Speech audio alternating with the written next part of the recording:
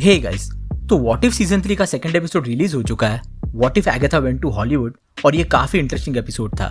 इस एपिसोड में हम एगाथा हार्कनेस कितनी ज्यादा पावरफुल हो सकती है उसका फुल पोटेंशियल देखते हैं। वांडा विजन और रिसेंटली रिलीज हुए एगाथा ऑल अलोंग में हम ऑलरेडी देख चुके कि एगाथा अपने आप को जिंदा रखने के लिए और डेथ से बचने के लिए लगातार दूसरी विचेस के पावर्स को कंज्यूम करती आ रही थी सेंचुरी से, और एक वक्त आने के बाद उसकी सर्वाइवल की ये नीड पावर के लस्ट में बदल गई।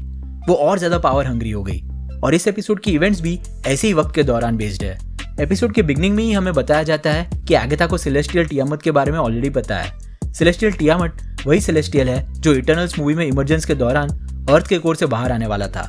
ऑफ कोर्स 616 यूनिवर्स में इटर्नल्स ने उसे रोक लिया था प्रेजेंट डे में, लेकिन इस यूनिवर्स में अब तक इमरजेंस हुआ नहीं था अर्थ पर, और एगाथा का प्लान था अर्थ के सेंटर में दबे सेलेस्टियल की एनर्जी को भी कंज्यूम कर लेना, जिससे वो और भी ज्यादा पावरफुल हो जाए।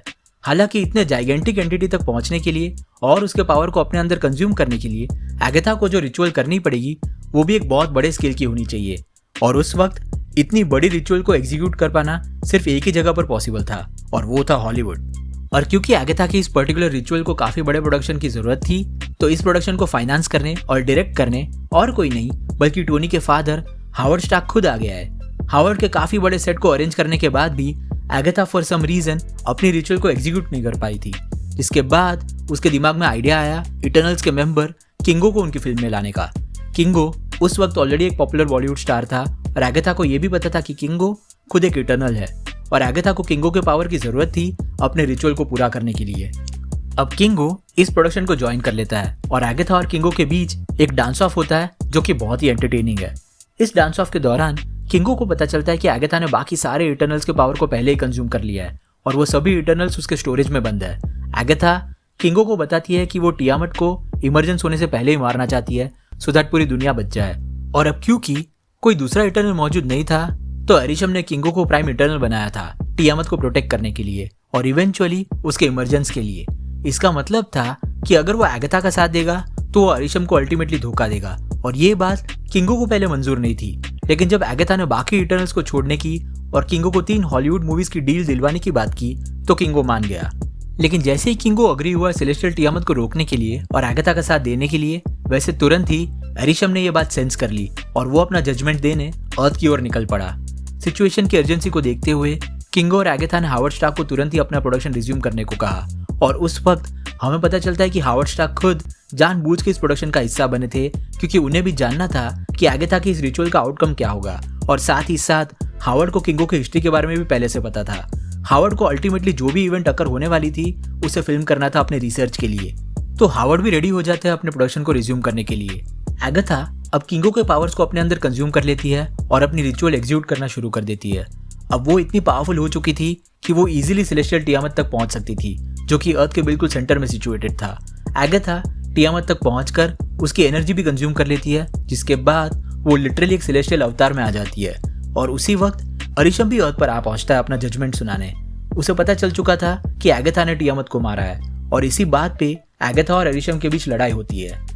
एगाथा यहाँ भी अपने मैजिकल रून से अरिशम को कैद कर लेती है और इवेंचुअली उसके भी पावर्स को कंज्यूम कर लेती है। अब एगाथा के अंदर 2 सेलेस्टियल्स के पावर्स मौजूद थे, इतनी ज्यादा पावरफुल हो चुकी थी वो।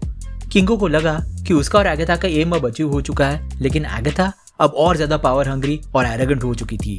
वो किंगो को बताती है कि उसका प्लान टियामत को मारकर इमरजेंस को रोकना कभी था ही नहीं, उसे बस और ज्यादा पावरफुल होना था, और वो किंगो और बाकी सब लोगों को उसके सामने नील करने को कहती है।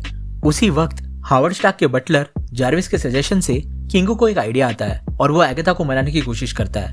वो उसे समझाता है कि कैसे एगाथा और वो बहुत सिमिलर है। किंगो उसे समझाता है कि एगाथा को कभी इतने ज्यादा पावर की जरूरत थी ही नहीं। दुनिया ने एक वक्त पर उन्हें बहुत छोटा महसूस कराया, और बदले में उन्होंने दुनिया को दिखाना चाहा उनकी असलियत के बारे में।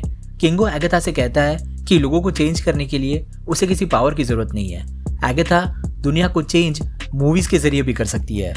इनफैक्ट मूवीज लोगों को बदलते हुए इंस्पायर करके, जो और भी ज्यादा पावरफुल चीज है मैजिक के कंपैरिजन में। एगाथा किंगो की इसी बात से काफी रिलेट कर जाती है, अपार्ट फ्रॉम द फैक्ट कि वो दोनों ही काफी लंबे वक्त से अर्थ पर मौजूद है, और दोनों ने ही अपने फेयर शेयर ऑफ स्ट्रगल्स देखे हैं।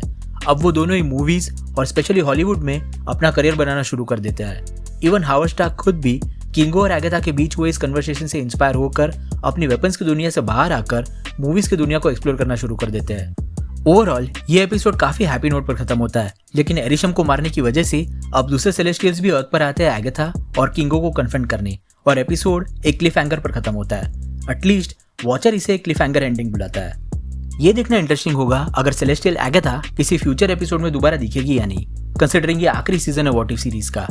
आपके क्या थॉट्स है इस एपिसोड को लेकर, और क्या हमें सेलेस्टियल एगाथा किसी मल्टीवर्स मूवी या फिर एवेंजर्स डूम्सडे या सीक्रेट वॉर्स में दिखेगी? नीचे कमेंट सेक्शन में जरूर बताना। अगर आपको वीडियो पसंद आया हो तो उसे लाइक जरूर कर देना, और अगर आप इस चैनल पर नए हो तो सब्सक्राइब करना मत भूलना। हम रेगुलरली ऐसे वीडियोस पब्लिश करते हैं। हमारे रिसेंट वीडियोस को देखने के लिए यहाँ पे क्लिक करें। Thank you so much for watching guys, stay safe.